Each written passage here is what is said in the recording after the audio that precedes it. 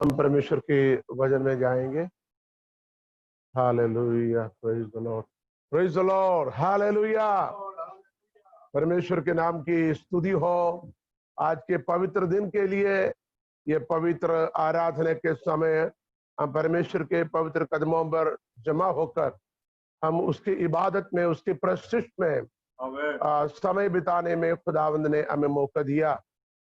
भले हम कई अलग अलग जगहों पर अपने घरों में भिन्न भिन्न स्थानों में है, लेकिन परमेश्वर की उपस्थिति हम सबके साथ है। हालेलुया। उसकी वादा है, जहां 2 या 3 मेरे नाम से इकट्ठे हो, मैं उनके बीच में उपस्थित हूँ। तो परमेश्वर की उपस्थिति हमारे बीच में है, आपके बीच में है।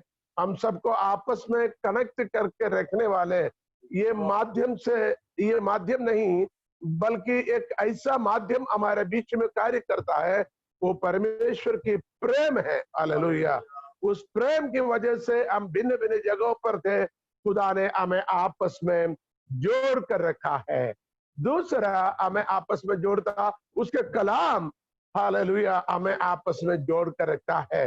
दुनिया के अंदर कई तरह के कलाम है, कई कलाम ईमान रखने वाले उनकी संगति अलग होता है, लेकिन जिंदा खुदा के, जीवित परमेश्वर के जीवित वचन पर विश्वास रखने वाले, हालेलुया, भले दुनिया की किसी कोने पर हो, हम उसी में एक है, उसके कलाम के द्वारा ये एक है। तीसरा, हमें इकट्ठा करके रखने वाली चीज है जो परमेश्वर की आत्मा है, रूह पाक, हालेलुया। क्योंकि मेरे और आपके अंदर कार्य करने वाले पवित्र आत्मा हमें आपस में जोड़ कर रखता है। तो खुदावन की मोहब्बत, उनके कलाम, उनके रूह, ये तीनों हमें आपस में जोड़ कर रखता है। फिर से कहूंगा हिंदी में, वो परमेश्वर के प्रेम हमें आपस में जोड़ा है, उसके वजन हमें आपस में जोड़ कर रखता है, उसके आत्मा हमें जोड़ कर रखता है। हालेलुया। इस वजह से आज उसके कदमों पर थोड़ी समय के लिए हम शाम को इस दिन में आए हैं। हालेलुया। खुदावंद आप सबको बरकत दें। हम खुदावंद के कलाम से पढ़ेंगे पहला कोरिन्थी 5 अध्याय 6, 7, 8 आयत, जिसके बारे में हम एक दिन थोड़ी सी मनन किया था। आज उसके बाकी हम सीख लेंगे। पहला कोरिन्थियों की पत्री 5 अध्याय 6, 7, 8। तुम्हारा घमंड करना अच्छा नहीं, तुम्हारा घमंड करना अच्छा नहीं। क्या तुम नहीं जानते कि थोड़ा सा खमीर पूरे गुदे हुए आटे को खमीर कर देता है? क्या तुम नहीं जानते हैं, थोड़ा सा खमीर पूरा गूंदे हुए आटे को खमीर कर देता है। पुराना खमीर निकालकर अपने आप को शुद्ध करो, पुराना खमीर निकालकर अपने आप को शुद्ध करो, कि नया गुंदा हुआ आटा बन जाओ, नया गूंदा हुआ आटा बन जाओ, ताकि तुम अखमीरी हो, ताकि तुम अखमीरी हो। क्योंकि हमारा भी फसह जो मसीह है बलिदान हुआ है। क्योंकि हमारा भी फसह जो मसीह है, जो बलिदान हुआ है। इसलिए आओ हम उत्सव में आनंद मनावें, आओ हम उत्सव में आनंद मनाए, ना तो पुराने खमीर से, ना तो पुराने खमीर से, और न बुराई और दुष्टता के खमीर से, न बुराई और दुष्टता की खमीर से, परंतु सिधाई और सच्चाई की अखमीरी रोटी से। सिधाई और सच्चाई की अखमीरी रोटी से। आपको मिल गया? बहन को मिल गया? नहीं मिला? पेज नंबर 231, वहां पर हालेलुया। यहाँ पर कुछ बहुत बड़ी गंभीर बातें, गहरी बातें हैं। पहले आयत में ये कहता है तुम्हारा घमंड करना अच्छा नहीं। इसका मतलब हमें घमंड है। यदि कलाम कहता है, खुदा के रूह कहता है घमंड है, तो जरूर घमंड है। हम कहते हैं घमंड नहीं है, लेकिन खुदा के कलाम कहता कहीं ना कहीं घमंड है। कहता वो घमंड अच्छा नहीं। क्यों अच्छा नहीं? थोड़ा सा घमंड आपको क्या कर देगा? खमीर बनाकर खराब कर देगा। आपके जिंदगी को तहश नहश कर देगा। क्या करेगा? आपकी थोड़ी सी घमंड। बोलेंगे थोड़ी सी है ना, कोई बात नहीं, लेकिन कलाम कहता है खमीर थोड़ी सी है। 1 किलो आटे में 1 किलो खमीर नहीं डालता, चुटकी भर। थोड़ा सा। तो यहां पर कहते हैं थोड़ा सा खमीर ही काफी है। वो हमें क्या करेगा? वो पूरा गूंदा हुआ आटे को खमीर कर देता है। और आगे ये संदेश ये है, तुम्हें खमीर है, ये खमीर अच्छा नहीं, खमीर आटे को खराब कर देगा, आपके जिंदगी को खराब कर देगा। यहां पर आटा खुदा की कलाम है। आटे से रोटी बनते ना, आटा खुदा की कलाम है। हम उसी पर बाद में आएंगे, ठीक है ना। और पुराना खमीर निकाल कर अपने आप को शुद्ध करो कि नया गूंदा हुआ आटा बन जाओ। हमें क्या बनना है? नया गूंदा हुआ आटा। गूंदा हुआ आटे का मतलब क्या है? गूंदा हुआ आटा किस लिए? ये कौन सी बात है? आटा गूंद दिया है तो गरम तवा में डालना है बेल कर, ताकि अच्छा बढ़िया रोटी बन जाए। रोटी किस लिए?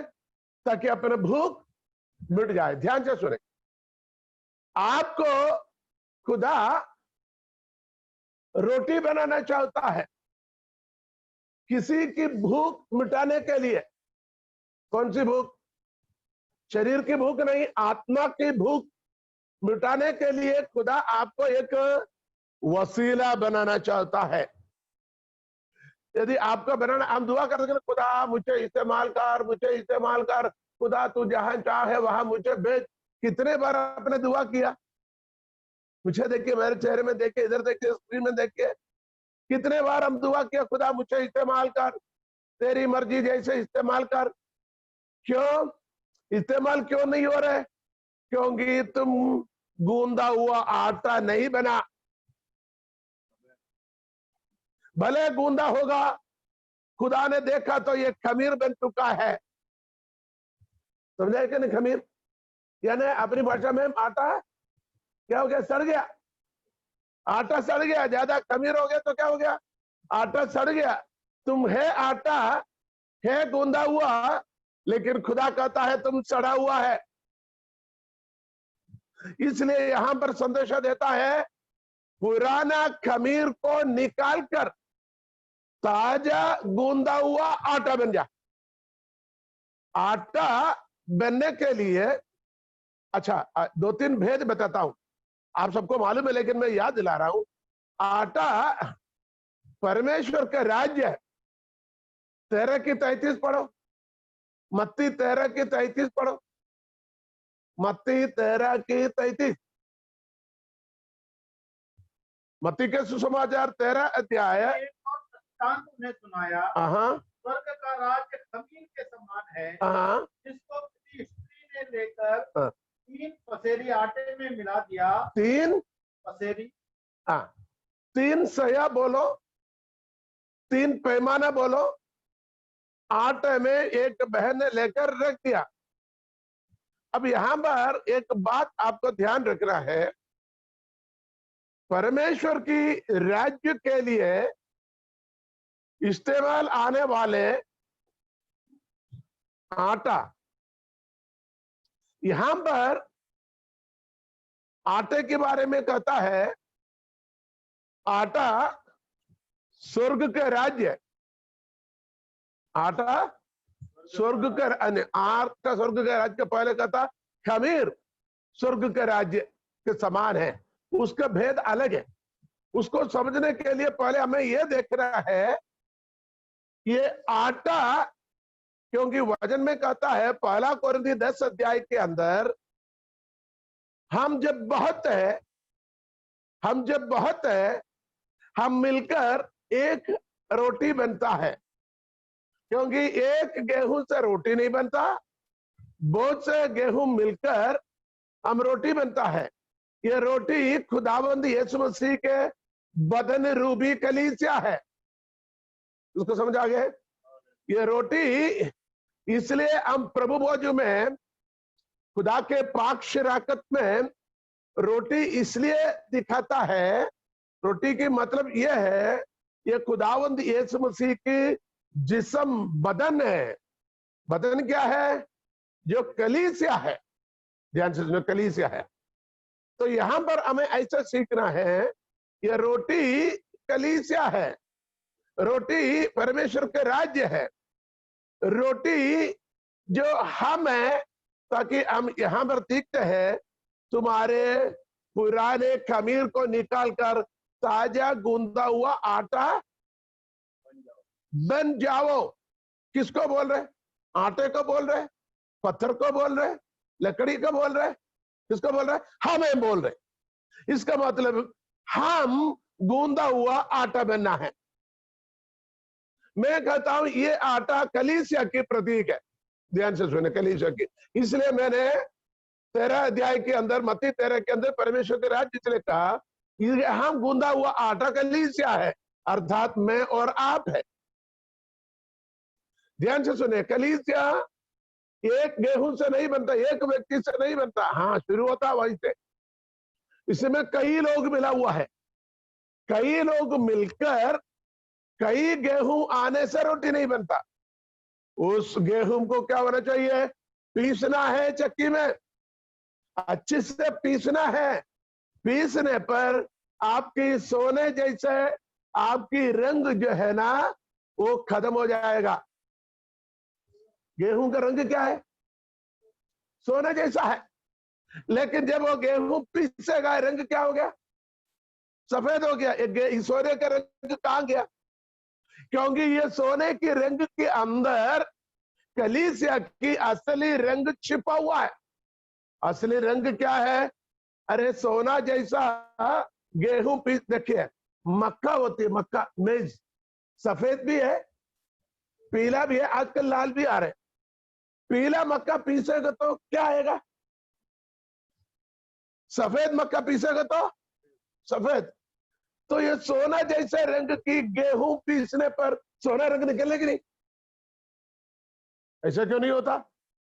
क्योंकि कलीसिया की असली रंग, हेलो, पवित्रताई के रंग सफेद है, पवित्रताई है, शुद्धता है, निर्मल है, पाकीज़गी है। सोना जैसे खुदावंद यीशु मसीह के लहू में छिपा हुआ है। हालेलुया। विश्वास करने वाले हाथ उठाकर हालेलुया बोले।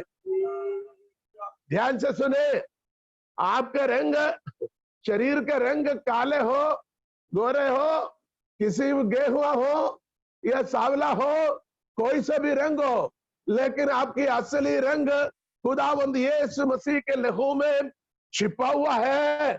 जब हालेलुया निखर आता, पवित्र, साफ, शुद्ध होकर निखर आता है।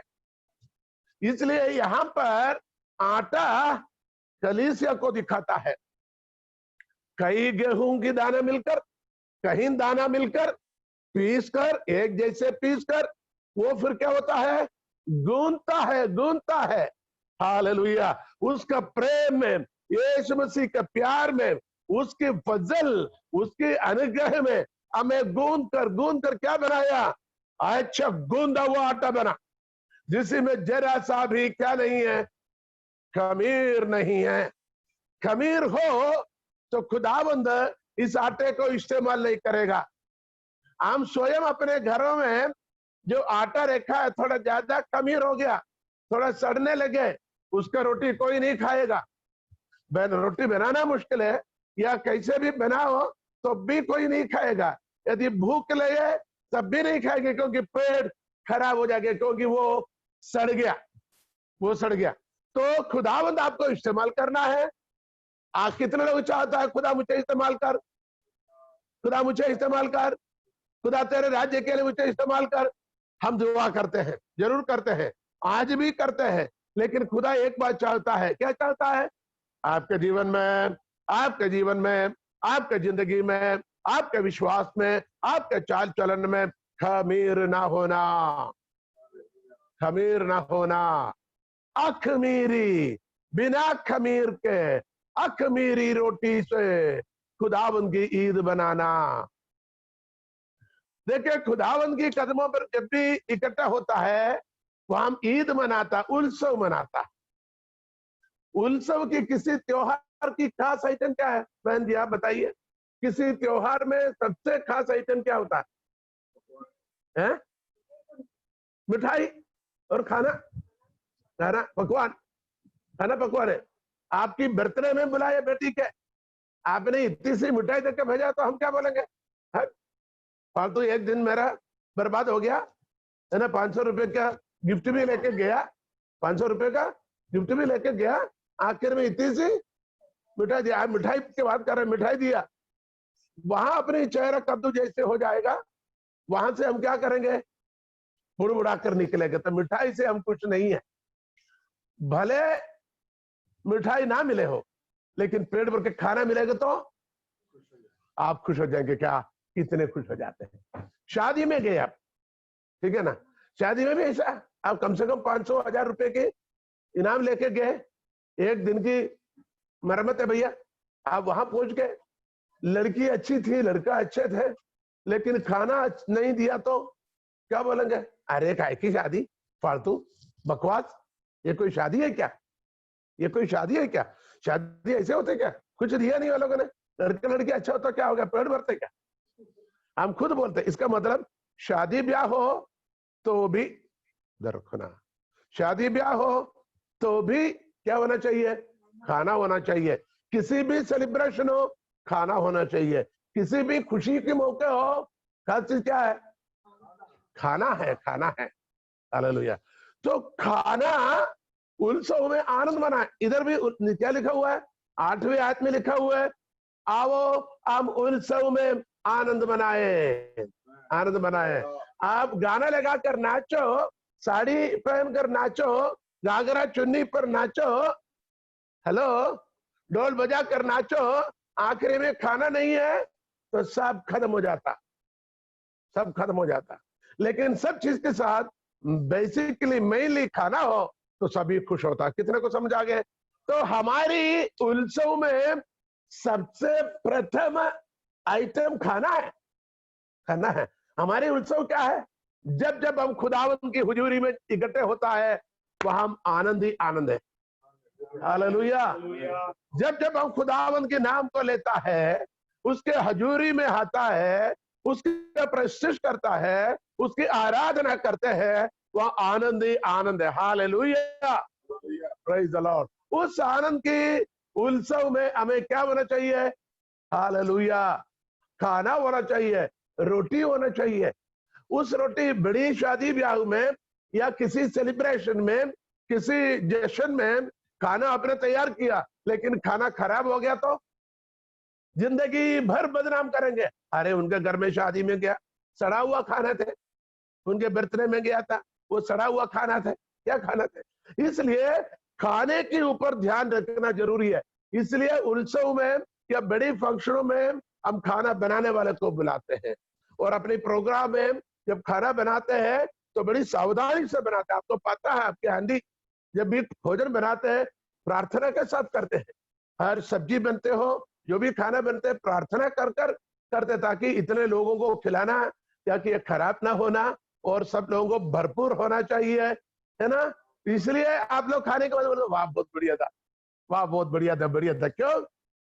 क्योंकि प्रार्थना के साथ बनाता है, बड़े दिल के साथ बनाता है, क्या करते हैं? खुशी के साथ बनाता है, यानी पूरे समर्पण के साथ बनाता है। जैसे भी बना, हाँ इधर से उधर से डाल दिया, आया राम गया राम, लो खाना तो खाओ, खाने दो करके कहेगा तो वो खाना में क्या नहीं होगा? बरकतें नहीं होगा, लोग तृप्त नहीं होगा, अनुग्रह नहीं पाएगा। यहां ध्यान से सुनिएगा, हम उत्सव में आनंद मनाए। हमारे उत्सव, आज उत्सव का दिन है, हमारी आराधना उत्सव का दिन है, प्रभु की हुजूरी में आना हमारी उत्सव है, उसके नाम को स्मरण करना हमारी आनंद और खुशी की बात है। उसी में क्या करना है? आनंद मनाना है। हमारे जीवन में क्या होना चाहिए? पुरानी खमीर को निकालना। आपने पुरानी रीति रिवाज में बहुत से बनाया होगा, खाया होगा, खिलाया होगा, लेकिन खुदा कहता है पुराने खमीर को निकालना, पुरानी सोचों को निकालना, पुरानी तुम्हारी आचरण को निकालना, पुरानी तुम्हारी रीति रिवाज को निकालना, पुरानी तुम्हारी संहिताओं को निकालना, पुरानी तुम्हारी परंपराओं को निकालना, तुम्हारे पितरों की जो चली हुई बातें ना, निकम्मे चाल चलन।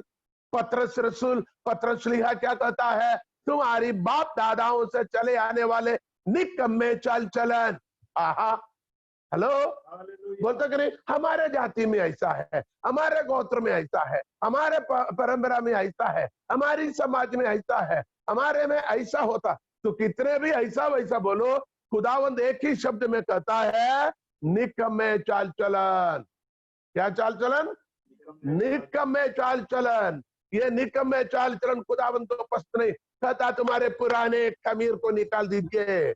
खमीर जितना भी पुराने होते जाएगा उतनी सड़सड़ाहट, सड़ाहट, सड़ाहट, उसी में से बदबू निकलेगा। हालेलुया। उसी में बाद में कीड़ा निकलेंगे। हमारे जीवन बदबू से भरा हुआ ना, बल्कि इत्र के समान है। तेरा नाम खुशबू फैलाता है जहान में। हालेलुया। हमारे जीवन से सौगंध, हालेलुया, हमारे जीवन जीवित रहने वाले और नाश होने वालों के बीच में परमेश्वर के लिए मसीह यीशु का सुगंध हो। हालेलुया। हमारे जीवन सुगंध फैलाने वाला है, इत्र से भी ज्यादा खुशबूदार सुगंध फैलाने वाला है। इसलिए हमारे जीवन में खमीर को, हमारे सुगंध को दुर्गंध में बदलने वाले खमीर को हमें हटाना है। हालेलुया। कितने लोगों को समझ आ रहे? हाथ उठाकर प्रभु की महिमा करे। हालेलुया। बोलिए, प्रभु मेरे जीवन में कहीं ना कहीं घमंड हो, उस घमंड मुझे सड़ा देता है। मेरे अंदर खमीर, शायद ईर्ष्या हो, वो मुझे सड़ा देता है। नफरत हो, किसी के प्रति नफरत हो, वो मुझे सड़ा देगा। हालेलुया। गुस्सा हो, वो मुझे सड़ा देगा। किसी के लिए, किसी के प्रति बुड़बुड़ाना हो, वो हमें सड़ा देगा। हालेलुया। हाथ उठा के प्रभु को धन्यवाद है। हालेलुया। Praise the Lord. हमारे जीवन की ईर्ष्या, जो क्रोध है, ईर्ष्या, क्रोध, हालेलुया, लुचपन, हालेलुया, लालच, हालेलुया, वो भी क्या होता है? मूर्ति पूजा के लिखा हुआ लालच जो मूर्ति पूजा के बराबर है। मूर्ति पूजा तो है, लेकिन लोभ, लालच, वो भी मूर्ति पूजा के बराबर है करके कुलूसियों की पत्री में अब साफ पढ़ते हैं। ध्यान से सुनिए। व्यभिचार, दुष्कर्म, जादू टोने और बहुत सारे ऐसी बातें गलातियों की पत्री 5 अध्याय में साफ लिखा हुआ है।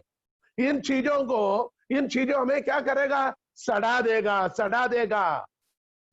अच्छा ठीक है, सड़ाने के साथ साथ क्या करेगा? परमेश्वर हमें रद्द करेगा, इस्तेमाल नहीं करेगा।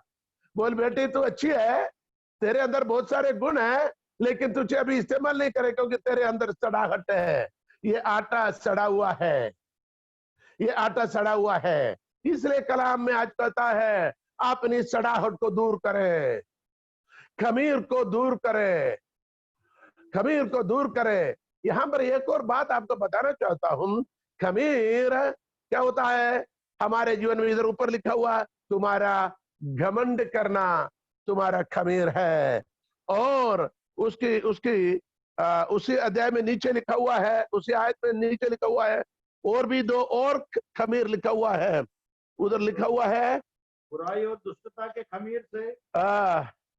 बुराई खमीर है, दुष्टता खमीर है। आगे खमीर से बुराई, बस बुराई खमीर है, दुष्टता खमीर है, वाको देखो आड़ा तेड़ा वो खमीर है, ईर्ष्या करना खमीर है, क्रोध करना खमीर है। हालेलुया। इस प्रकार की खमीर को हमसे दूर करना ताकि हम ताजा गूंदा हुआ, बोलिए ताजा गूंदा हुआ, ताजा आज हम प्रभु के कदमों पर है। हालेलुया। आज बड़े बावर्ची, अपनी हिंदी भाषा में खाना बनाने वाले बोलते ना बावर्ची, आज बड़े बावर्ची के हाथ में कौन है? बड़े बावर्ची हमारे पवित्र आत्मा। आज हमें हालेलुया गूंदे, हमें निखारे। एक ऐसे गीत भी है, गूंदे हमें निखारे। हालेलुया। हमें गूंदे और निखारे। हालेलुया। और हमें ताजा आटा होकर मैं अपने आप को सौंपता हूं,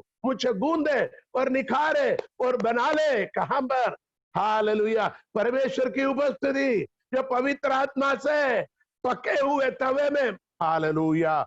पवित्र आत्मा से गर्म हुआ तवे के ऊपर हमें डाल दे, ताकि हम रोटी किसी के लिए जीवन की वजन को पहुंचाने वाले बन पाए।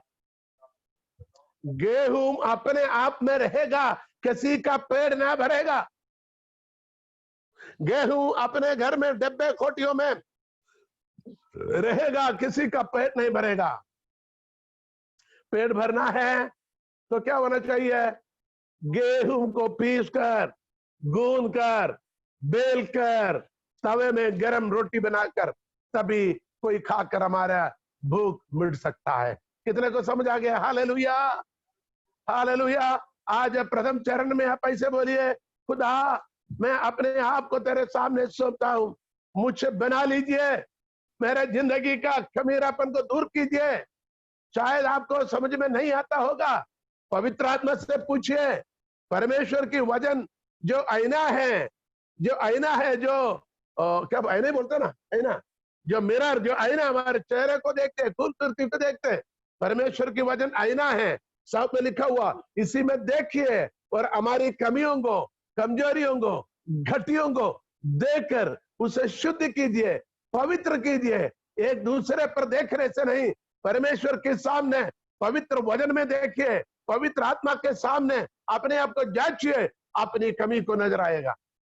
हम क्या करते? दूसरे को देखेगा, वो ऐसे है, ये ऐसे है, मेरे ननद ऐसी है, मेरे जिरानी ऐसे है, मेरे सासू ऐसे है, मेरे बहू ऐसी है, मेरे जुठानी ऐसे है, मेरे पड़ोसी ऐसे है, मेरे बहन ऐसे है, मेरे काकी ऐसे है, मेरे मामी ऐसे है, मेरे चाची ऐसे है। हम एक दूसरे को बोलने के लिए बड़े उत्साहित रहते हैं, लेकिन वचन कहता अपने आप को जांचना है। अपने आप को जांच कर हमारे जीवन के उस खमीरों को, उस गलतियों को, उस कमजोरियों को, उन पापों को। अच्छा, यहां बताता हूं, खमीर पाप है, खमीर पाप है, खमीर अपवित्रता है, अशुद्धता है, नापाकी। हालेलुया। खुदावंद यीशु मसीह के लहू हमें तमाम पापों को धोकर शुद्ध करता है। आज खुदावंद यीशु मसीह पर और शरण लीजिए, बोलिए, खुदा अपने पाक लहू से मुझे धो लीजिए, तेरे लहू से मुझे धोले है प्रभु, पूरी तौर से तेरे ही समान होने के लिए मेरे जीवन में कार्य कर। आप जीवन की रोटी बनकर आया था, हमें भी रोटी बनाइए, ताकि हम इस जीवन की रोटी को लेकर किसी के पास जाए। मैं कह रहा था, रोटी अपने, गेहूं अपने आप में रहने से रोटी नहीं बनेगा, गेहूं को पीसना पड़ेगा। पहला कुरिन्थी 15 अध्याय में लिखा हुआ, गेहूं या और किसी की दाना जमीन पर गिरकर जब तक ना मरेगा वो वैसे रहेगा, यदि मरेगा तो वो कोपल होकर, पत्ती होकर, फूल होकर, फल होकर बहुत से फल लाएगा। किसी अभी बोनी का टाइम है, बहुत सारे हमारे किसान लोगों ने बोनी किया है, तो कलाम क्या कहता है? हमें, हालेलुया, हालेलुया, अपने अपन को, अपनी खमीरपन को, हमारी स्वयं को, हमारे घमंड को खत्म करना है, मरना है। तभी क्या होगा? उसके अंदर से फल निकलेगा, खुदावंद के लिए क्या बनेगा? काम आने वाले रोटी, आटा बनेगा, और हम क्या करेंगे? उत्सव में आनंद मनाएंगे। Hallelujah, hallelujah. जय उल्लास, उल्लास और जय के घोष धर्मजनों के खेमे में होता है। धर्मजन के खेमों में क्या होता है? जय उल्लास की ध्वनि होती है, जय जयकार की ध्वनि होती है। तो आज धर्मी लोग जहां जहां इकट्ठे हैं, आपके घरों में, हालेलुया, वो अपने अपने घरों में इकट्ठे होकर प्रभु की आराधना करते हैं। कलाम कहता है, जय उल्लास, हालेलुया, हर्षोल्लास, हालेलुया, जय उल्लास परमेश्वर के नाम की, क्योंकि आज हम उत्सव मना रहे। हालेलुया। क्या आपका हृदय में आनंद नहीं है? प्रभु के कदमों पर जमा होने से आप खुश नहीं है? बहुत खुश है, बहुत खुश है। हालेलुया। हमें यहां देखा, हमारे जीवन में बहुत सारे क्या है? खमीर है, बहुत सारे खमीर है। हम वापस चलेंगे, एक आयत आपसे पढ़वाया था हमने। कौन सी आयत था? मत्ती 13:33। वहां पर लिखा हुआ है, परमेश्वर के राज्य खमीर के समान है। वो उसका अलग भेद है। एक बहन ने, एक स्त्री ने उसे निकालकर 3 पैमाना आटे के अंदर मिलाकर गूंद कर रखा। लिखा हुआ वो सारी आटा क्या हो गया? आटे में मिला दिया और होते होते वो सब खमीरा हो गया। होते होते वो सब खमीरा हो गया। खमीर, ध्यान से सुने, खमीर थोड़ी सी चीज को बढ़ाकर दिखाएगा,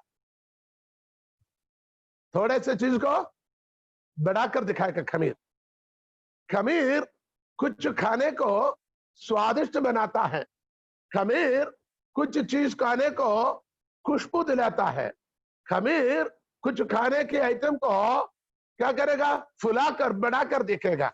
ये सब कुछ ठीक है, लेकिन खमीर कहां नहीं होना? हमारा जीवन में नहीं होना। तुम्हारा रोटी में, घर के रोटी में डाल दो भैया, सब्जी में डाल दो, चलेगा, लेकिन जीवन में खमीर नहीं होना। और ये जीवन की वचन में, पाक कलाम में क्या नहीं होना? खमीर नहीं होना, खमीर नहीं होना। हालेलुया, परमेश्वर में कहता है हालेलुया। इधर आप पूछेंगे वचन में खमीर क्यों नहीं? आप एक आयत पढ़ेंगे परमेश्वर के वचन से। अब चलिए मत्ती के सुसमाचार 16 अध्याय 6 से पढ़िएगा। मत्ती के सुसमाचार, मत्ती के इंजील 16 बाब 6 आयत से। हाँ, यीशु ने उनसे कहा, यीशु ने अपने चेलों से कहा, देखो फरीसी और सदूकियों के खमीर से सावधान रहना। सावधान, होशियार। किससे? फरीसियों और सदूकियों की खमीर से सावधान। बाप रे, ऐसे क्या? फरीसी और सदूकी कौन है? यहूदी समाज के ठेकेदार लोग हैं, लकीर के फकीर बनकर रहने वाले लोग, आलम लोग हैं, उस्ताद लोग हैं, शिक्षक लोग हैं, उपदेशक लोग हैं। कौन? सदूकी और फरीसी, दो बड़े ग्रुप था यहूदियों में। यहूदियों की आलम लोगों में दो बड़े ग्रुप था, एक सदूकी, एक फरीसी। दोनों की टीचिंग में फर्क है। आज वो बताने के पास मेरे पास टाइम नहीं है। हम इधर खुदावंद यीशु मसीह कहता है ये दोनों की खमीर से सावधान रहना। इसका मतलब वो क्या करता? खमीर बेचने वाले हैं। हम ऐसा सीखेंगे उनके पास क्या है? जोर से बोलिए, आप भी बोलिए। फरीसी और सदूकियों के पास क्या है? खमीर। और खुदावंद यीशु मसीह कहता सावधान रहो, सावधान रहो। फरीसी और सदूकियों, उनके खमीर से सावधान रहो। सदूकी और उस आयत को नीचे पढ़े, उसकी बड़ी गहराई में हमें जाना पड़ेगा, फिर कभी उसके डिटेल बताऊंगा। लेकिन आज वो खमीर क्या है अब नीचे पढ़िएगा 7, 8, 9। वे आपस में विचार करने लगे। चेले लोग आपस में विचार करने लगे, हम रोटी नहीं लाए इसलिए वह ऐसा कहता है। हाँ, यीशु मसीह हमसे क्यों कह रहे? क्योंकि हमने रोटी लाना भूल गए भैया। हाँ, नहीं लाया। आगे, हम रोटी नहीं लाए इसलिए वह ऐसा कहता है। यह जानकर देखो देखो देखो देखो देखो, चेलों को समझ आ गया। खमीर की बात किया तो सीधा रोटी के बारे में है। इसको समझ आ गया, चेलों को समझ आ गया, क्योंकि रोटी में खमीर डालकर रोटी बनते हैं, है ना। अपने इधर खमीर नहीं डालते, खमीर के बदले पर नमक डालते। नमक की खमीर है, नमक डालते थोड़ी देर में आटा क्या होता? फूल जाता है। आप बिल्कुल खमीर जो बाहर से अपन लाते मत डालिए। आटे को गूंदिए, गूंदने के बाद थोड़ी देर रखिए, थोड़ी देर बाद आटा क्या हो जाता? नरम हो जाता। इसका मतलब उसमें खमीर हो गया। ये खमीर कहां से आ गया? हाथों में कहां से? अच्छा, हाथ में खमीर रखो, बोले अच्छी से धो के आया, है ना। मेला हाथ से नहीं, अच्छी से धो के आया बोलते हैं हाथों में। अब हाथ में ग्लव्स पहनकर कहिए, नहीं तो आजकल मशीन में, मिक्सी में भी, मशीन में भी क्या गूंथता है। कहां से खमीर आ गया? एक बात बताऊं, आप पूछो कहां से? इस अंतरिक्ष में बैक्टीरिया है। खमीर क्या है? बैक्टीरिया है। इसको समझ आ गया? खमीर एक बैक्टीरिया है, वो ये अंतरिक्ष में है। आप डालो ना डालो, आप मिलाओ ना मिलाओ, क्या हो जाता? अपने आप में हो जाता। इसके अर्थ इस दुनिया, ये वातावरण पाप की बैक्टीरियाओं से भरे हुए है। ये वातावरण जानबूझ के नहीं, अनजान में भी इस वातावरण में क्या है? पाप की बैक्टीरिया है, गुस्सा की बैक्टीरिया है, नफरत की बैक्टीरिया है, ईर्ष्या की बैक्टीरिया है, क्रोध की बैक्टीरिया है। हम ना चाहते हुए भी क्या हो जाता? हम ना चाहते हुए हमारा चेहरा फूल जाता। किसी से कोई गुस्सा है, किसी से कुछ नहीं, लेकिन मैं अपने आप से गुस्सा हूं, मैं अपने आप में गुस्सा हूं। कुछ खा लो, नहीं खाना, पी लो, नहीं पीना, ये करो, नहीं करो। क्यों? अपने आप से। किसी ने कुछ गाली नहीं दिया, किसी ने मारा नहीं, किसी ने कुछ किया नहीं, तो भी, या किसी ने कुछ बोला तो बात अलग है। मेरे कहने का मतलब ये अंतरिक्ष में क्या है? पाप की, शैतान अपनी अपनी खमीर की, हालेलुया, ये दुनिया में फैला हुआ है। तो हमें सावधान रहना है। हमें मालूम है, बहन लोग जब आटा गूंथते थोड़ी देर के लिए ढाक के रखेगा। ढाक के क्यों रखे? ढाक के रखेगा, जल्दी नरम हो जाएगा, ताकि बाहर की बैक्टीरिया की जरूरत नहीं, बाहर की हवा लगेगा, और उसके अंदर कोई धूल मट्टी ना, तो कीड़ा नहीं आए, मक्खी नहीं आए। यहां पर ध्यान से सुनिएगा, ये दुनिया के अंदर बैक्टीरिया है, लेकिन इस बैक्टीरिया हमें क्यों ना हमारा जीवन में आने न देना। हालेलुया। ये गंदगी, ये धूल, हालेलुया, ये धूल, ये गंदगी, ये पाप के बैक्टीरिया हमारे जीवन में, व्यक्तिगत जीवन में, पारिवारिक जीवन में नहीं होना चाहिए। थोड़ी देर के लिए हम बोलेंगे ये थोड़ी देर के लिए अच्छा लगेगा, लेकिन आगे जाकर ये चीजें आपको सड़ा देगा, सड़ाकर आपको खराब कर देगा, रिश्ते खराब कर देगा, अपने आप सड़ जाएगा। आटे के अंदर खमीर होगा तो आटा सड़ेगा, थाली थोड़ी सड़ेगा। थाली सड़ेगा क्या? नहीं, आटा सड़ेगा, फिर उसको फेंक दिया जाएगा। इसलिए अपने आप को सावधान रहना, शैतान को मौका नहीं देना। शैतान अपनी चाल लेकर घूमता फिरता है, किसको फाड़ खाऊं। वो अपने खमीर फैलाने के लिए, अपनी खमीर बेचने के लिए, अपनी प्रोडक्ट बेचने के लिए घरों में, रिश्तों में, कलीसियाओं में, हमारे हमारे हमारे प्रेम, आपसी प्रेम में, आपसी रिश्ते में, आपसी समझौता में, आपसी अपनापन में, सब बीच में वो अपने खमीर को छोड़कर जाएगा। इसलिए हमें सावधान रहो, होशियार रहो। इधर पढ़िए, नीचे पढ़िए, नीचे पढ़िए। वो लोगों ने सोचा हमने रोटी नहीं लाया, इसलिए यीशु ने कहा, नीचे पढ़िए। यीशु ने उनसे कहा, हे अल्पविश्वासियों, हे अल्पविश्वासियों, यदि वचन के बारे में गलत तरीके से यदि आप ट्रांसलेशन करेगा तो कहता है अल्पविश्वासियों। हे अल्पविश्वासियों, तुम आपस में क्यों विचार करते हो कि हमारे पास रोटी नहीं है? क्या तो ऐसे क्यों विचार करते हैं हमारे पास रोटी नहीं है? तो सवाल मैं आपसे पूछता हूं, क्या उनके पास रोटी थे? नहीं थे, क्योंकि चेले लोग स्वयं कहता है हमने रोटी लाना भूल गया। लेकिन यीशु ने क्या बोला उस आयत को पढ़िए, हे अल्पविश्वासियों, आपस में क्यों विचार करते हो कि हमारे पास रोटी नहीं है? हमारे पास रोटी नहीं है करके तुम क्यों विचार करते हो? मैं कहता हूं पागल लोग, अपनी भाषा में, गांव की भाषा में, मालूम नहीं है जीवन की रोटी तो बैठे तेरे साथ। तुम्हारे साथ कौन बैठा है? जीवन की रोटी बैठा है। इतना समझदारी नहीं है। तुम दुकान से रोटी नहीं लाए, इसलिए आपको तो बोला अरे मैंने बोला था रोटी लेना, मैंने तुमको बोला था, अरे मेरे फिलिपस बोलते हैं मेरे पास पैसा नहीं था, नहीं यू फिलिपस बोलते हैं मैंने बताया था इतना पैसे को लगेगा रोटी लेना। तो फिलिपस क्या बोला, फिर क्यों नहीं लिया? और यूदा ने पैसा नहीं दिया, यूदा इस्करियोत के पास में पर्स था ना, उसने पैसा नहीं दिया। यूदा इस्करियोत तो बोले मेरे पास उतना पैसा थोड़ी था देने के लिए। तो आपस में एक दूसरे के ऊपर दोष लगाता है। तो यीशु कहता है हालेलुया, तुम क्यों आपस में बात करते हो रोटी के विषय में? और मैं कहता हूं वो जीवन की रोटी वहां बैठा था ना। खुदावंद यीशु मसीह 6 अध्याय के अंदर यूहन्ना में कहता जीवन की रोटी स्वर्ग से उतरा हुआ जीवन की रोटी मैं हूं। अब यही तो प्रॉब्लम है, जीवन की रोटी साथ होने के बाद भी हम क्या करते हैं? हम छोटी मोटी बातों के लिए निराश और परेशान रहते हैं। आज खुदावंद एक संदेश देता है, भले ये कोविड-19 की अकाल के समय पर काम धंधा नहीं है, बिजनेस नहीं है, कमाई नहीं है, क्या खाऊं, क्या पीऊं, क्या पहनूं, आप टेंशन में हैं। लेकिन खुदावंद कहता है टेंशन मत करो। क्यों अल्पविश्वासियों टेंशन करते हो? जीवन की रोटी जो खुदावंद यीशु मसीह आपके साथ है, आपको भरपूर देने के लिए वो जीवित और सक्षम है। हालेलुया। और नीचे पढ़िए, यीशु खुद क्या कहता है? क्या तुम अब तक नहीं समझे? क्या तुम्हें उन 5,000 की 5 रोटियां स्मरण नहीं? 5,000 लोगों को 5 रोटियां खिलाकर बच गया था, स्मरण नहीं है?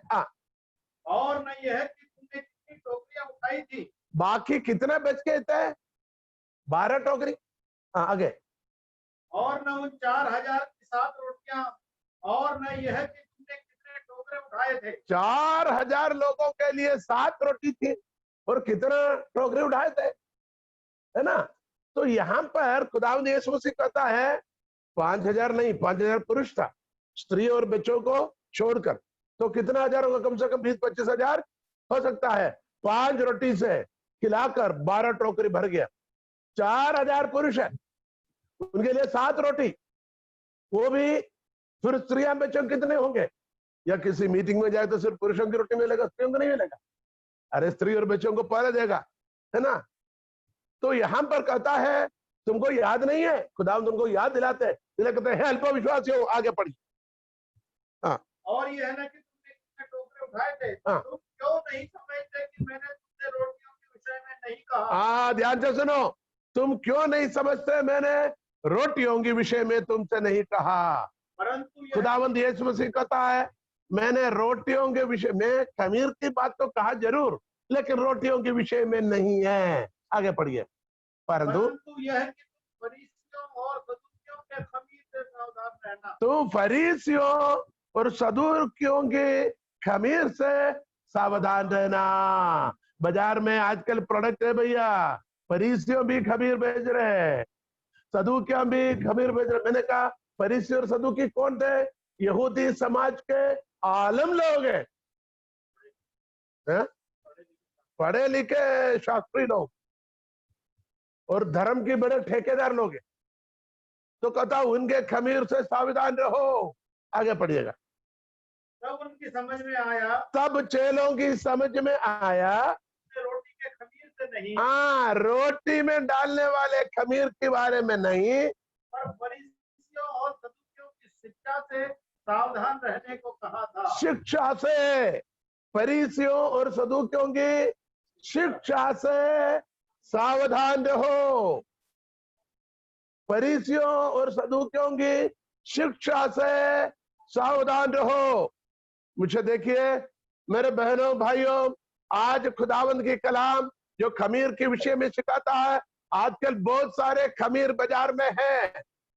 टीवी में आने वाले बहुत रोटी बांटते हैं, लाखों को रोटी बांटते हैं। कोई पंजाब से बांटता, कोई तमिलनाडु से बांटता, कोई हैदराबाद से बांटता है, बहुत बहुत रोटियां बांटता है। लेकिन सावधान रहो, ये खमीर है। टीवी में आने वाले हर रोटी, जीवन की रोटी, हर रोटी क्या नहीं है? अखमीरी नहीं है, खमीरी है। उसी में खमीर मिला हुआ है।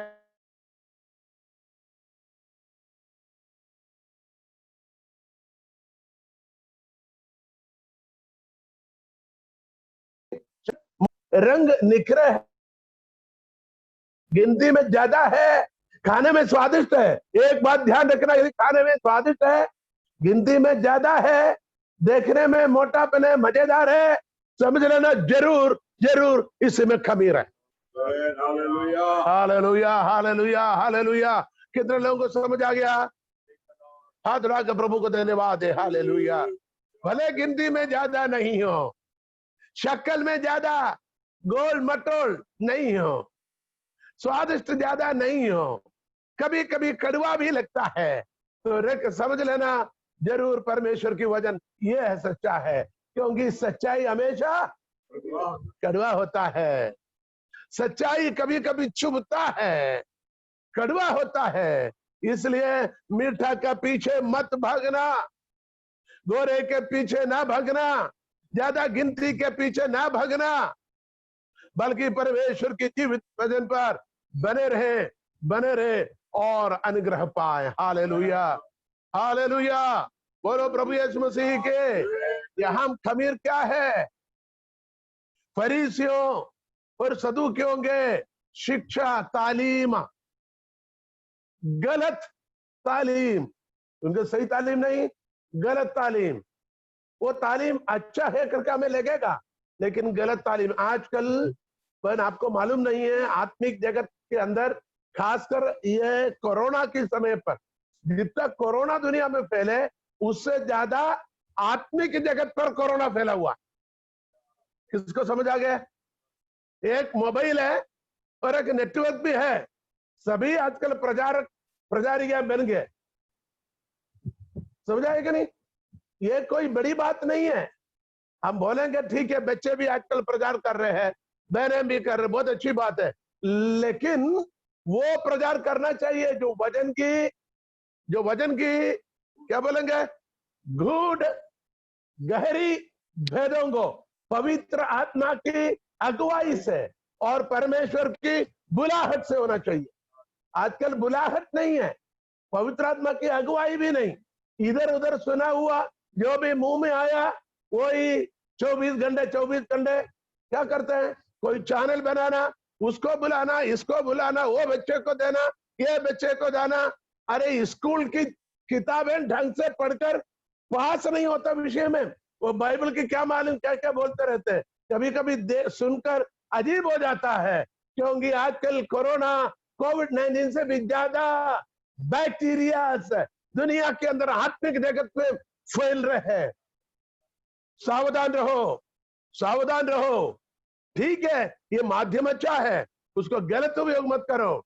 बुलाहट होना चाहिए आपको पवित्र आत्मा की प्रेरणा होना चाहिए और वचन की सच्ची शिक्षा होना चाहिए। सद उपदेश, सही तालीम को हासिल करो। आपको अगुवे होना चाहिए, उनके अधीन में रहकर पढ़ाई करो और उनसे सीख लो और प्रभु के सामने प्रार्थना करो। हालेलुया, प्रार्थना करो और पवित्र आत्मा से भरपूर होकर पवित्र आत्मा की प्रेरणा से प्रभु के वचन को बांटो, तब वो काम आएगा। Hallelujah, hallelujah, hallelujah. नहीं तो तुम हवा में मल्लयुद्ध करने वाले जैसे बनेगा, कोई फायदा नहीं।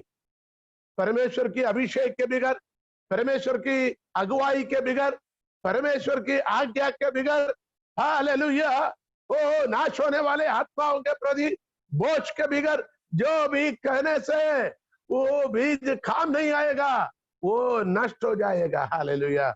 इसलिए अपने आप को तैयार कीजिए, सभी को सेवकाई करना, सभी को वचन बांटना, लेकिन पहले क्या चाहिए?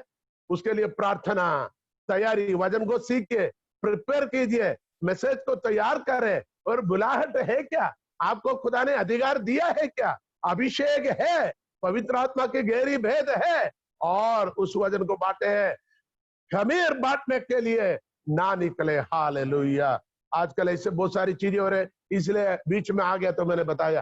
टीवी में बहुत सारे चैनल है, अरे यूट्यूब चैनल बहुत सारे हैं, लाइव ब्रॉडकास्टिंग बहुत सारे हैं, व्हाट्सएप और जूम में बहुत सारे हैं। हालेलुया। हमें जांचना है फरीसियों और सदूकियों की खमीर से हमें सावधान रहना। तो चेलों को अब समझ में आ गया, ये रोटी के विषय में नहीं, बल्कि उनके तालीम, उनके उपदेश, उनके शिक्षा। हालेलुया। और खुदावंद यीशु मसीह कहता, उन लोगों को हाय, अफसोस उन लोगों पर जो खमीर को बेचता है। क्या होता है? ध्यान से सुने, एक कलीसिया में एक व्यक्ति खमीर को डालेगा, धीरे धीरे वो खमीर क्या करेगा? फैलाकर सभी को खमीर में बोलेंगे, वो टीचिंग तो सही है, वो तालीम तो सही है, वो बहन जो बोल रहे सही है। इसी प्रकार उसके पीछे भागने निकलेगा। हालेलुया। और लोग उसके पीछे भागेगा और उनका जीवन बर्बाद हो जाएगा, परमेश्वर के वचन से हटकर खमीरों पर चले जाएगा। इसलिए खमीर से हमें सावधान रहना है, खमीर से सावधान रहना है। हालेलुया। Hallelujah hallelujah. लूका के सुसमाचार 13 अध्याय 21 आयत में भी सही आयत तो खुदावंद यीशु मसीह ने लिखा हुआ है। लूका के सुसमाचार 13 अध्याय 21वीं आयत पढ़िएगा। वह खमीर के समान है हाँ जिसको किसी स्त्री ने लेकर हाँ 3 पसेरी आटे में मिलाया हाँ, और होते होते सब आटा वही बात, होते होते पूरे हटा, खमीर बन गया, फिर किसी काम का नहीं भैया। सड़ जाते हैं तो फिर किसी काम का नहीं। हालेलुया। अभी एक और आयत हम पढ़ेंगे, लूका की सुसमाचार 12 अध्याय पहली आयत। लूका के सुसमाचार 12 अध्याय पहली आयत। इतने में हाँ। जब हजारों की भीड़ लग गई, हजारों के भीड़, खुदावंद यीशु मसीह किसी घर में आया और वहां अपनी खिदमत, अपनी मनादी शुरू किया तो भीड़ लग गई। 1 2 3 नहीं, हजारों के भीड़ लग गई। आगे यहाँ तक कि वे एक दूसरे पर गिरे पड़ते थे। देखिए, खुदावंद यीशु के पैगाम को सुनने के लिए, उनके पास आने के लिए, उनसे बरकत पाने के लिए लोगों की भीड़ इतना हो गई और एक दूसरे के ऊपर गिरे पड़ते थे। तो वह सबसे पहले अपने चेलों से कहने लगा, सबसे पहले, इसका मतलब मुंह खोलकर सबसे पहले अपने चेलों से कहने लगे, फरीसियों के कपट रूपी खमीर से चौकस रहना। फरीसियों की कपट रूपी खमीर से चौकस कपट रूपी खमीर। इससे पहले हमने सीखा था गलत तालीम, यानी गलत उपदेश की खमीर। यहां कहता है कपट रूपी खमीर। कपटी का अर्थ क्या है बहन? कपटी का अर्थ क्या है? ऊपर से कुछ, अंदर से और कुछ। कपटी भक्ति, कपट भक्ति, कपटी। आपको समझ आ गया ना? कपट भक्ति, कपट भक्ति, भक्ति का वेश। बाइबल कहता है भक्ति के वेश धारण करके उसके शक्ति को त्यागना। भक्ति के वेश को धारण करना, उसके शक्ति को त्यागना, उसका कहता है कपट भक्ति, कपटी। किसके? फरीसियों के। ऐसे लिखा हुआ ना, फरीसियों के कपट रूपी खमीर से कपट रूपी खमीर। यहां पर खुदावंद यीशु को वाकई में करना क्या चाहिए था? अरे एक छोटी सी मीटिंग में बहुत सारे लोग आए और लोग यीशु के पास आने के लिए इतनी धक्कामुक्की हो रहे, एक दूसरे के ऊपर, अरे भैया मैं आगे जाऊं, मैं आगे जाऊं, पूछे क्यों लीजिए। इस प्रकार लोग आगे जा रहे हैं तो खुदा को क्या बोलना चाहिए? गॉड ब्लेस यू, प्रभु मैं तुम्हें आशीष देता हूं, अच्छे लोग हैं, परमेश्वर की तमाम आशीष तुम्हें मिलो, तुम चंगाई पाए, तुम छुटकारा पाए, तुम्हारा जीवन की हर समस्या के समाधान हो, निवारण हो। इसी प्रकार बोलना चाहिए कि नहीं? लेकिन खुदा ने मुंह खोलते से लोगों के जैसे गाल पर, चेहरे पर तमाचा मारते हैं, वैसे बोला फरीसियों की कपटी रूपी खमीर से चौकस रहो। इसका मतलब ये फरीसी लोग भक्ति करते हैं और यीशु मसीह को ये बात समझ आ गया, क्योंकि है खुद परमेश्वर, उसने लोगों को मन को जान लिया। वचन में लिखा मनुष्य बाहर की तौर से देखता है, मनुष्य बाहर की तौर से देखता है और खुदा हमारे दिल और गुर्दों को जांचता है। तो ये धक्का मुक्की करने वालों को देखकर खुदा को समझ आ गया इसके अंदर की सोच कुछ है और बाहर अपने आप को बड़े भक्ति दिखाता है। सावधान रहो, चौकस रहो। हालेलुया, बोलो प्रभु यीशु मसीह के। हम भले ऊपर से ज्यादा ना दिखाए, लेकिन अंदर की भक्ति खुदा देखना चाहता है। हालेलुया। यदि अंदर है तो बाहर भी प्रकट हो जाएगा, लेकिन कपटी भक्ति वो होता है अंदर है नहीं और बाहर से मुंह में राम बगल में छुरी। हाँ, मेरी बहन बोले मुंह में राम बगल में छुरी, है ना? और जबान में मक्खन लगे, जबान में, ये बाइबल की बात है, उनके जबान में मक्खन लगे हुए है लेकिन उनके बगल में छुरी है। अंदर युद्ध है, सामने के दांत से हंसते हैं और पीछे के दांत से पीसते हैं। सामने के दांत से हंसते हैं, पूरी 32 निकाल हाँ करके हंसते हैं। ऐसा लगता है बहन बहुत अच्छी हो, बहुत अच्छे प्यार करने वाले, बहुत अच्छे आदर करने वाले, बहुत अच्छी इज्जत देने वाले, लेकिन उनके पीछे वाला दांत दबाते, मौका आने दो तेरे को मैं हाँ दबा देता हूँ, दिखा देता हूँ। ये बात को हमें ध्यान रखना है। इसके लिए हमें पवित्र आत्मा के क्या होना चाहिए, ज्ञान होना चाहिए, हमें अगुवाई होना चाहिए, आत्मा के परख होना चाहिए। ये मुस्कुराहट के पीछे कोई चाल तो नहीं है, ये खातिरदारी के पीछे कोई चाल तो नहीं है, ये भक्ति के पीछे कोई चाल तो नहीं है। हालेलुया, बोलो प्रभु यीशु मसीह के। यहाँ कहता है हम चलेंगे मत्ती के सुसमाचार में चलेंगे, मत्ती के सुसमाचार, मत्ती के इंजील। हालेलुया हालेलुया, रखमनरिया बदल शंतरे 23 अध्याय, पूरे 23 अध्याय को आपको पढ़ना वहां पर। Hallelujah hallelujah. सावधान 23 आय से बड़े आय से। तब यीशु ने भीड़ से और अपने चेलों से कहा, शास्त्री और फरीसी मूसा की गद्दी पर बैठे हैं। शास्त्री और फरीसी मूसा की गद्दी पर बैठे हैं। देखिए देखिए, ये 23 अध्याय पूरा शास्त्री और फरीसियों की कपट भक्ति के बारे में लिखा हुआ। मुझे 3-4 घंटे कम से कम चाहिए इसके अंदर से थोड़ी सी संदेशा बताने के लिए। शास्त्री और फरीसी क्या करता है, मूसा की गद्दी पर। मूसा कौन है? मूसा व्यवस्था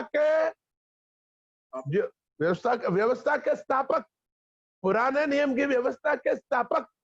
मूसा ने व्यवस्था दिया ना, मूसा ने व्यवस्था दिया ना, इसलिए मूसा, उनके लिए मूसा सबसे बड़ा है।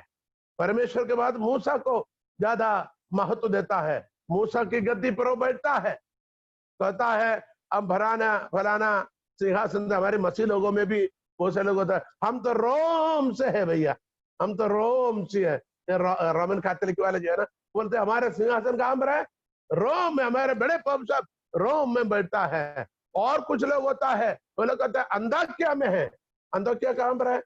ये सीरिया में, सीरिया में अंताकिया करके जगह है, वहां पर सिंहासन होता है। ये दूसरा लोग होंगे, दूसरा रोमन कैथोलिक को छोड़कर ये पात्रियार्कीज, ये ऑर्थोडॉक्स वाले, उनके हेडक्वार्टर होता है अंत्योकिया, सीरिया, सीरिया होता है। वो सीरिया की बात करता है। सीरिया की भी अभी 2-3 पक्ष वाले हैं। इसके बाद में और भी है, कई लोग बोले हम ब्रिटिश में है, हमारा स्वीडन में है, हमारा चर्च ऑफ इंग्लैंड में है, ऐसे बड़े बड़े बड़े बातें करता है। लेकिन इसी प्रकार फकीर और फरीसी कहां पर बैठते हैं? मूसा के। वो कहता है वो मूसा के गद्दी पर बैठे। आगे पढ़िएगा। इसलिए वे तुमसे जो कुछ कहे वह करना और मानना, परंतु उनके से काम मत करना। उनके से काम मत करना। वो कहता मूसा के विधियों को, लेकिन करता और कुछ है। उनके बातों को मानना, लेकिन उनके जैसे काम नहीं करना। आगे पढ़े। कहते तो है, कहते तो है लेकिन करते नहीं।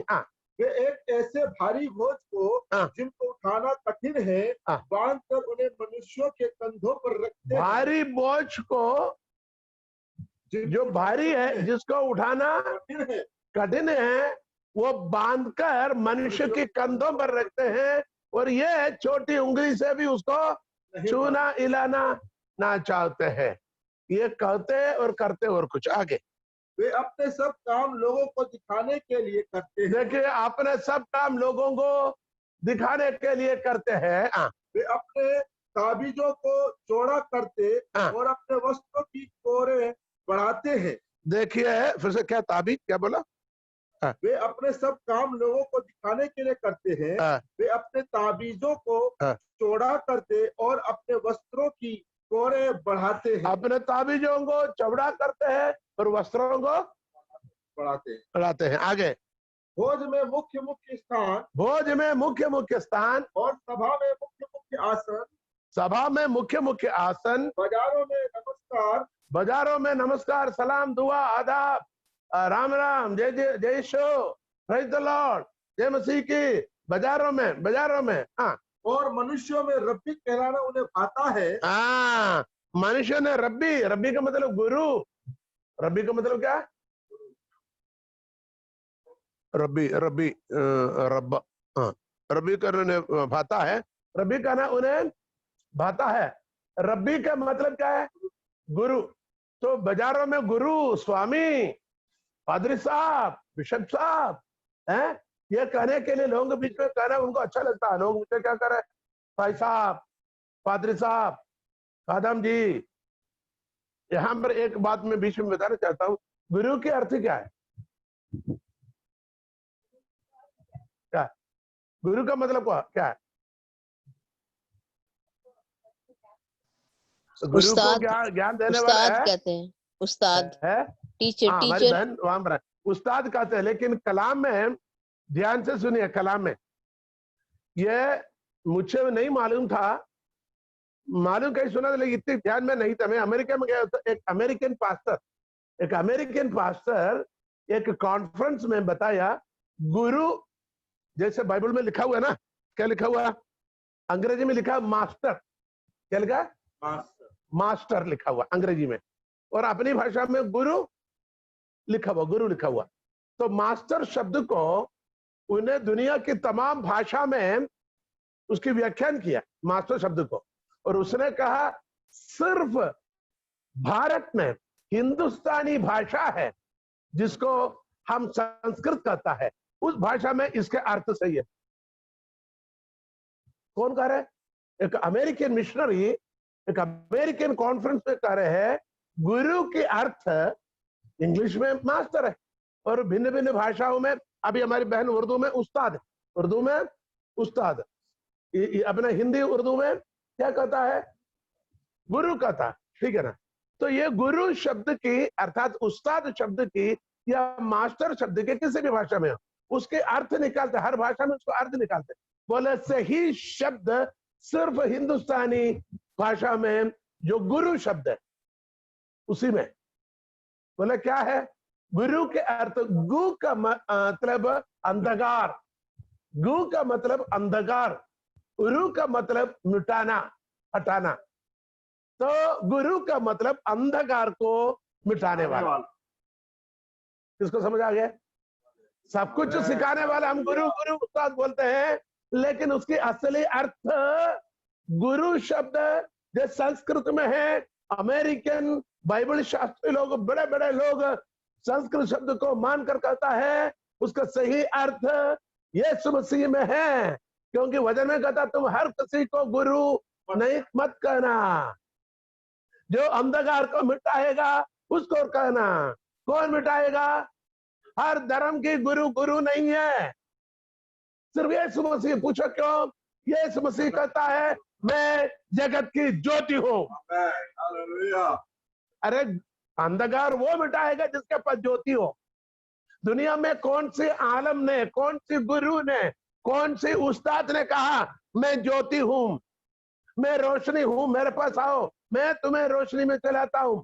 बल्कि दुनिया में जितने लोग दुनिया के उस्तादों को पीछे गए वो तो धोखे खाए भैया, वो तो पाखंडी निकले, वो तो कपट भक्ति निकले। लेकिन खुदावंद यीशु मसीह का मार्ग, सत्य और जीवन में हूं, मैं हूं मार्ग और मैं ज्योति हूं, मैं जगत की ज्योति हूं। जो मेरे पीछे चलेगा वो अंधकार में नहीं चलेगा बल्कि ज्योति में चलेगा। यूहन्ना 8 अध्याय में 8 बात में। तो कौन है गुरु? समझाए बहन, समझाए कि नहीं? गुरु कौन है? गुरु कहने का सिर्फ एक के पास अधिकार है, वो खुदावंद यीशु मसीह। बाकी सबका जीवन अंधकार में था। दुनिया में जितने भी धर्म गुरु थे उनके अंतिम समय, दुनिया के बड़े बड़े महान लोगों के मृत्यु के समय की घटना को लोगों ने कलेक्ट करके लिखा हुआ ग्रंथों में। मृत्यु के समय पर कोई कहता है हाय मुझ पर अफसोस हो, मुझ पर हाय पता नहीं मैं कहां जा रहा हूं, अंधकार मुझे घेर रहा है, मुझे कोई खींच कर कहीं लेके जा रहे हैं, रोशनी नहीं, मुझे लाइट दे दो। कोई लोग कहता मैं बड़ी पीड़ा में जा रहा हूं, बड़े दर्द में जा रहा हूं। कुछ लोग कहता मैं आग की नरक में गिर रहा हूं। मृत्यु से लोग डरते हैं, मरे हुए दुनिया के अंदर अरिस्टोटल, प्लेटो, डायोजनीस और इस दुनिया की बड़े बड़े लोग भी, तात्विक लोग भी। लेकिन जो खुदावंद यीशु मसीह पर विश्वास करते हैं हालेलुया। वो मृत्यु को खुशी से गले लगता कहता है, हे देख स्वर्गदूत मुझे लेने के लिए आ रहा है, देख स्वर्गदूत मुझे लेने के लिए आ रहा है। मुझे मालूम है कई लोगों की गवाही आपने बेटे बहुओं को, बेटी दामादों को, नाते पोतियों को बुलाकर कहता है मेरे जाने के समय हो गया, मुझे अच्छे कपड़े पहना दो, अच्छे गीत गाओ, हालेलुया, अनुग्रह की आशीष के गीत गाओ, देखो मुझे लेने के लिए स्वर्गदूत आ रहा है। जब उनके परिवार के लोग गीत गाते रहता है, उसी वक्त वो आंख बंद कर देते हैं और प्रभु में मिल जाता है। भक्त लोग भले बीमार रहते हैं, मृत्यु के पहले उनका चेहरा बदल जाता है, रौनक में। अभी 2-3 दिन पहले मेरे पीछे जो बहन है, उनके भाई साहब के पिताजी, वो बहन के ससुर जी की डेथ हो गया, तो हमने उनके लाइव प्रोग्राम देखा, लोगों की गवाही सुना। कहते हैं बीमार तो थे, कुछ दिन मित्रों में थे, लेकिन कुछ समय से, कुछ उसी दिन उनके चेहरे एकदम प्रकाशमान हो गया, उनके चेहरे में खुशी खुशी, आनंद ही आनंद, और ऐसे गाना गुनगुनाते रहता और प्रभु में चले गए, सब लोगों को सामने देखते देखते। कहने का मतलब हालेलुया, जो प्रभु यीशु मसीह में ईमान रखते हैं, वचन में ईमान रखते हैं, मृत्यु को भी खुशी से स्वीकार करते हैं, गीत गाते हुए प्रभु के कदमों में जाता है। हालेलुया, वो मृत्यु से डरता नहीं। इसलिए प्रेरित पौलुस कहता है, जीऊं तो मसीह के लिए, मरूं तो भी मसीह के लिए, जीऊं या मरूं मैं मसीह के संग रहूंगा। हालेलुया। कहता है यहाँ पर कपटी लोग, अब 23 अध्याय को आपको पढ़ने का है। हालेलुया। 23 अध्याय की बातों को हम फिर एक दिन मनन करेंगे, अगले हमारे मीटिंग में मनन करेंगे। हालेलुया। वहां ये कपटी लोग क्या क्या करता है, पढ़िए। परंतु तुम रब्बी न कहलाना, तुम्हारा एक ही गुरु है। 8वीं आयत बहन आपको मिला, पढ़िए, आप पढ़िएगा। परंतु 8वीं आयत, परंतु तू रब्बी ना कहलाना, तुम्हारा एक ही गुरु है, और तुम सब तुम भाई हो, तुम सब भाई हो, तुम सब भाई हो, तुम सब भाई हो। तुम रब्बी नहीं है, तुम गुरु नहीं है, तुम भाई हो। हम सब भाई है, हम गुरु नहीं है। गुरु कौन है? हमारा प्रभु यीशु मसीह। इसलिए इस शब्द, दुनिया के वैज्ञानिक लोग, वेद शास्त्री लोग उस शब्द की परिभाषा इसे निकाला, गुरु संस्कृत शब्द। हम भी गुरु कहते, हमें मालूम नहीं था इसके अंदर गु के अर्थ अंधकार है, रू के अर्थ निकालने वाला, हमें नहीं मालूम था। हम भारतवासी होकर, आप हिंदी में पैदा होने के बाद भी आपको भी नहीं पता। यहाँ आज हम बाहर जाके हजारों से पूछो गुरु की असली अर्थ बताओ, बोलेंगे सिखाने वाला, समझाने वाला, चलाने वाला। गु अंधकार, रू मिटाने वाला, अंधकार को मिटाने वाला, ज्योति में चलाने वाला। हालेलुया। तुम सब भाई हो, इसलिए तुम लोग गुरु का नाम ना लेना, बल्कि ये लोग, ये कपटी लोग, ये शास्त्री लोग गुरु का नाम, उस्ताद का नाम, टीचर का नाम, रेवरेंड का नाम, पोप का नाम, बिशप का नाम लेना पसंद करते हैं। आगे, पृथ्वी पर किसी को अपना पिता ना कहना, पृथ्वी पर किसी को नंबर 1 गुरु नहीं कहना, नंबर 2 पिता नहीं कहना, क्योंकि तुम्हारा एक ही पिता है, तुम्हारा एक ही पिता है, वो स्वर्ग में है, वो स्वर्ग में है। हालेलुया। पृथ्वी पर किसी को, अभी खुदा के मैं क्या बताऊं, आजकल बहुत सारे लोग आत्मिक जगत पर पापा बना के रखे। किसको? कोई बुजुर्ग वाला हो तो ठीक है, मेरे आत्मिक पिता है। आत्मिक पिता के मतलब मुझे विश्वास में प्रभु में लाने वाला जो व्यक्ति, आत्मिक पिता। मेरे शारीरिक पिता है, अब इनके शारीरिक पिता मैं हूं। आत्मिक पिता जो उसको विश्वास में लेके आने वाला आत्मिक पिता होता है। किसी व्यक्ति को शारीरिक पिता भी और आत्मिक पिता भी है, उम्र से भी थोड़ा बड़ा होगा, सिखाने वाला। आजकल जो ये पतला लड़कियों के जीन्स पहन के जाते हैं कि नहीं, ये कमर के नीचे वाले लड़कियों के जीन्स पहन के घूमता है कुछ पास्टर लोग कमर के नीचे, और घूमता स्वयं अपने आप को पापा कहलाते। लोगों को बोला मैं तुम्हारा पापा हूँ, मैं तुम्हारी मम्मी हूँ, तुम्हारा पापा मम्मी। और आजकल की पास्टर लोग यहाँ अपने इलाका में, आपका नहीं पता होगा, अपने इलाके के कुछ पास्टर लोग कुछ ऐसे लोगों को पापा मम्मी कर कर घूमते रहते हैं। खुदा कहता है दुनिया में किसी को पापा नहीं कर, आपका नहीं पता। अरे भयंकर चल रहा है आजकल। खुदा कहते हैं तुम दुनिया में किसी को पापा नहीं कहना, तुम्हारे एक ही पिता है, वो स्वर्ग में है। इसलिए अपनी कलीसिया के अंदर पोप शब्द इस्तेमाल नहीं करता। रोमन कैथोलिक के लोग फादर भी इसलिए नहीं कहता, पास्टर इसलिए कहते फादर। फादर शब्द हम इसलिए अपने कलीसिया में हम लोग इस्तेमाल नहीं करते। फादर के अर्थ क्या है? पिता। पिता एक है, पापा एक है, वो स्वर्ग में है हमारे स्वर्गवासी पिता। इसलिए दुनिया की चौका पहनने वाले सबको फादर फादर फादर कहना परमेश्वर की वचन इजाजत नहीं। लोग सुनेंगे तो हमें पत्थर मारेगा। तो हमें यह सीखना है परमेश्वर का वचन। आपको सच्चाई समझा रहे कि नहीं? आप लोगों को सच्चाई समझा है? किसी को पापा नहीं कहना और किसी को क्या नहीं कहना? गुरु नहीं कहना, फादर नहीं कहना। गुरु हमारे खुदावंद यीशु मसीह जो जगत की ज्योति होकर हमें अंधकार से अद्भुत ज्योति की ओर बुलाए हुए, हालेलुया, और हमें स्वयं दुनिया की जगत की ज्योति बनाकर रखने वाले खुदावंद यीशु मसीह हमारा गुरु है। हालेलुया। और हमारा पिता परमेश्वर हमारा पिता है, हम उसको धन्यवाद देते। आगे बढ़िए। और स्वामी भी ना कहलाना, स्वामी भी नहीं कहलाना। स्वामी जी, क्योंकि तुम्हारा एक ही स्वामी है, तुम्हारा एक ही स्वामी है, मसीह यीशु हमारी स्वामी है। हमारे उस्ताद मसीह यीशु है, हमारे पिता बाप हमारा खुदावंद खुदा है। और स्वामी हालेलुया वो भी एक ही है जो मसीह यीशु है। हालेलुया, बोलो प्रभु यीशु मसीह के। तो ये सब कुछ टीचिंग जो है ये क्या है? खमीर है। आजकल यही खमीर ज्यादा लोगों को पसंद है, यही खमीर लोगों को पसंद है, उसी के पीछे लोग भागते हैं, उसी को अपनाते हैं।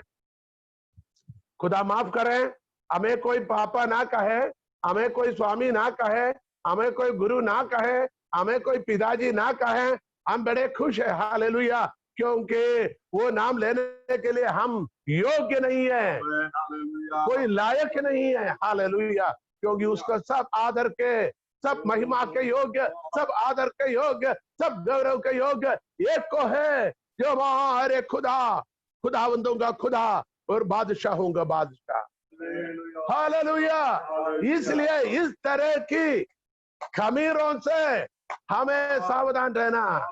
ये फरीसियों की खमीर है, वो अपने आप को बोलते हैं चलो हमें पापा कहो, हमें पिता कहो, हमें गुरु कहो, हमें उस्ताद कहो, हमें दुआ सलाम करो, बाजारों में दुआ सलाम करो, और भोजन में हमें प्रधान मुख्य स्थान में बिठाओ, और मंदिरों में और गिरजाघरों में हमें बड़े स्थान दे दो। इस प्रकार स्वयं तालियां बजवाते हैं।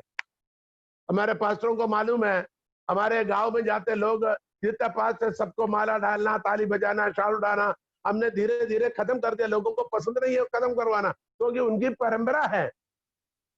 एक प्रधान गेस्ट आता है, उनको आदर करने की विधि होता है। ये हर किसी को उधर से भी इधर से भी सुने सबको ताली बजाकर 3 घंटा उसके पीछे जाएंगे। 3 घंटा उनके लिए तालियां बजाना, ढोल बजवाना, माला डलवाना है। हाँ, डिंग डिंग डिंग डिंग डिंग डिंग बजाना 2-2 3-3 मिनट। अरे भैया 50 लोग हैं तो कितना हो गया? टाइम हो जाए। 10 लोगों के लिए आधा घंटा तो चले गया, 20 लोग तो 1 घंटा पीछे चले गया। और प्रचार के लिए, प्रभु का वचन सुनने के लिए लोगों के पास समय नहीं है, क्योंकि नंबर 1 समय की बात नहीं है, नंबर 1 आदर प्रभु को देना चाहिए। और आखिरी में बोलेंगे खुदा के लिए तालियां, टुन कदम। इसलिए पूरी महिमा पूरी जलाल खुदा को देना, इंसान को नहीं। हम आदर के योग्य नहीं है, हम खुदा के नौकर है। कलाम में कहता है तुम सेवक हो, निकम्मे दास हो। हालेलुया, निकम्मे दास हो।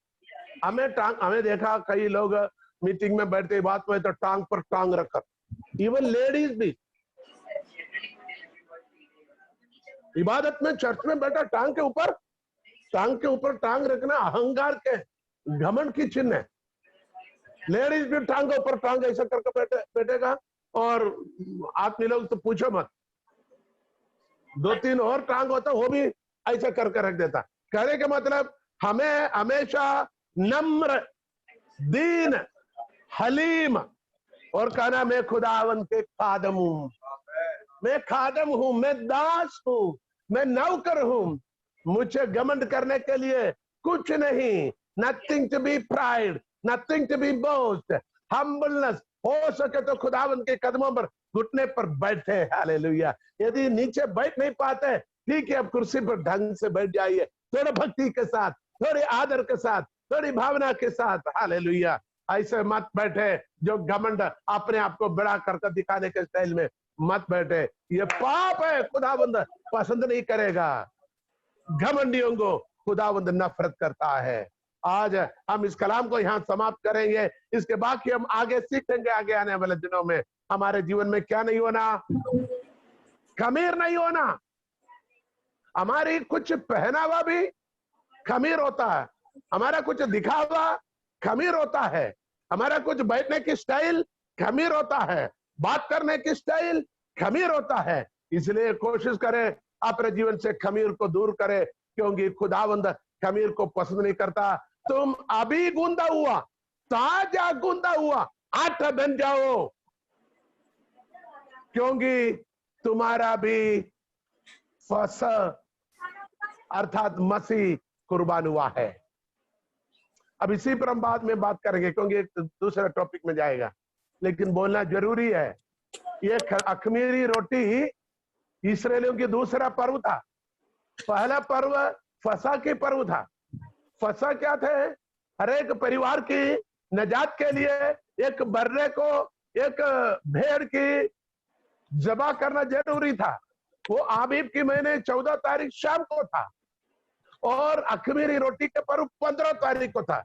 पहला फसह की पर्व होना, फिर अखमीरी पर्व होना।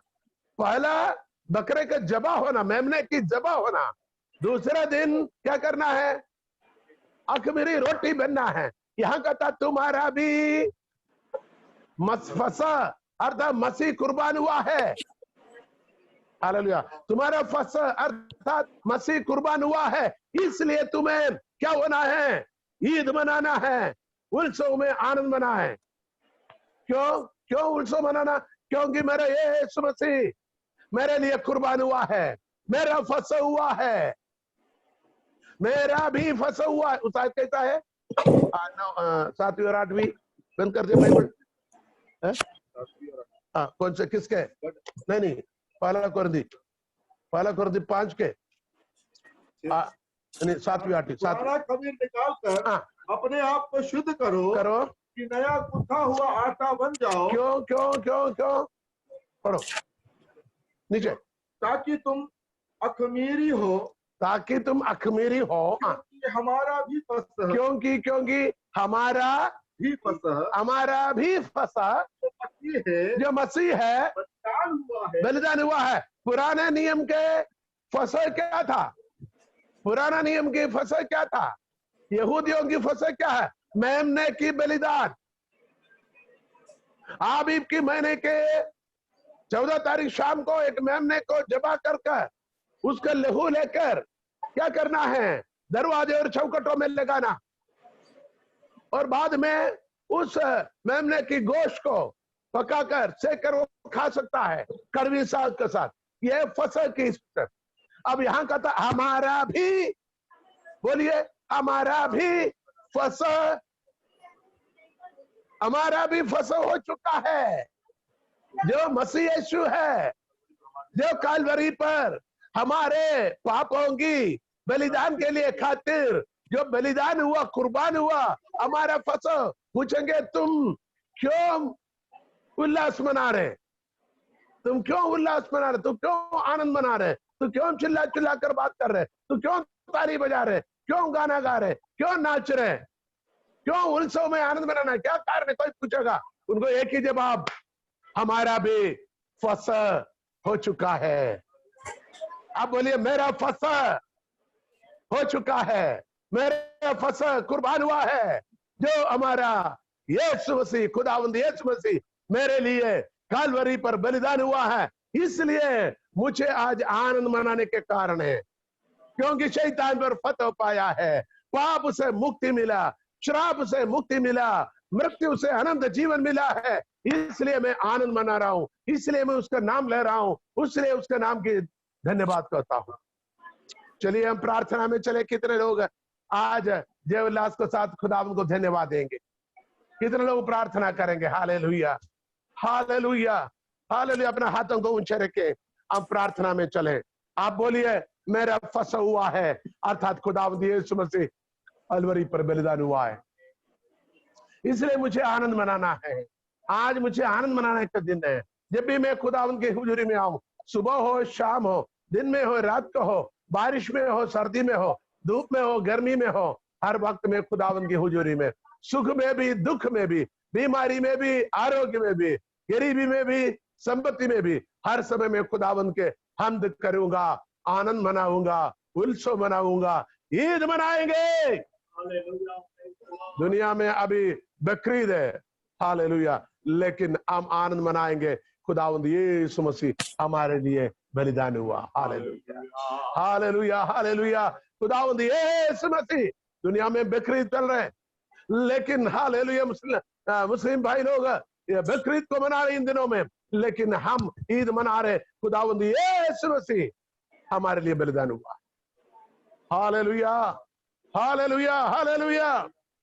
आनंद मनाए, आओ आनंद मनाए, यीशु राजा मेरा